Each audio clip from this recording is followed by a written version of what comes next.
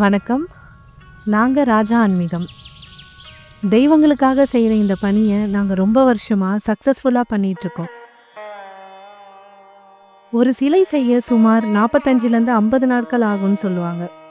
இந்த மாதிரி சிலைகள எல்லாராலயும் பண்ணிடவும் முடியாது.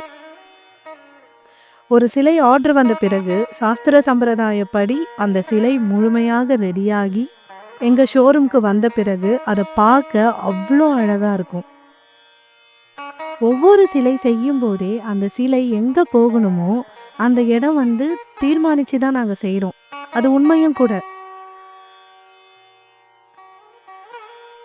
மேலும் அலங்காரம் பண்ணி ஜுவல்ஸ், கிரீடம் எல்லாம் போட்ட பிறகு ஒரு விதமான தெய்வீக ஃபீல் கிடைக்கும். அதாவது ஒரு ஆத்மாத்மமான ஃபீல் கிடைக்கும்.